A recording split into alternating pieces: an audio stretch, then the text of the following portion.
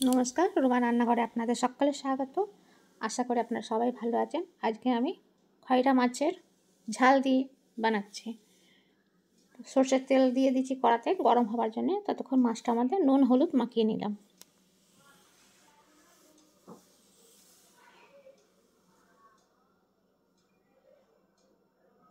ক্যামেরাটা একটু উঁচুতে আছে বলে মাছটা ভালো করে দেখা যাচ্ছে না, তবে আমি হাত দিয়ে আপনাকে দেখাচ্ছি।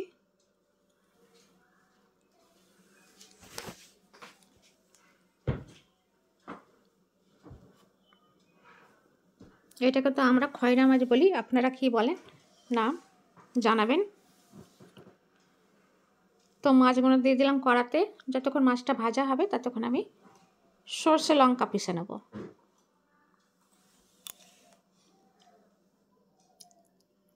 নিলাম সরষে আর কিছুটা লঙ্কা।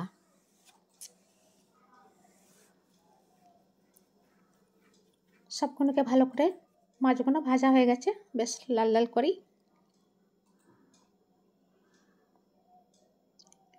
এবার দিয়ে দেবো কড়াতে কাঁচা লঙ্কা আর কালো জিরে,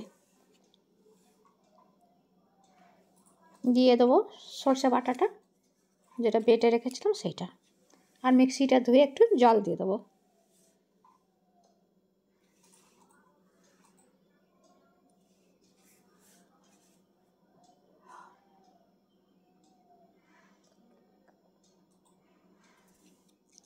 তো এমনি করে ছোটো মাছ ঝাল দিয়ে বেশ পাতলা পাতলাই আমি বানাবো, ঘন বানাবো না, একটু ঝোল ঝোল বানাচ্ছি।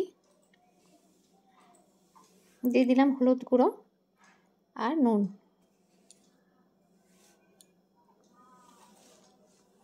এবার দিয়ে দিচ্ছি জল পরিমাণ মতন।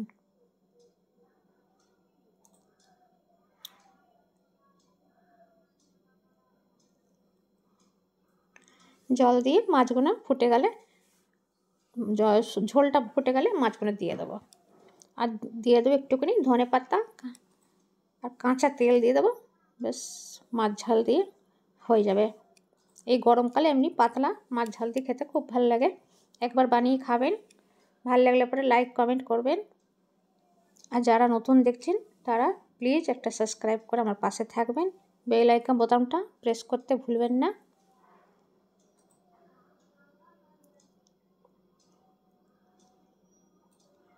এমনি করে খয়রা মাছে ঝাল দিয়ে কেমন লাগলো আপনাদের অবশ্যই জানাবেন।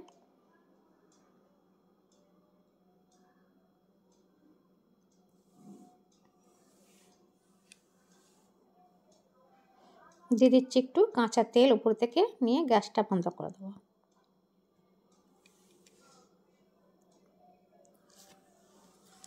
আশা করি আপনাদের ভালো লেগেছে।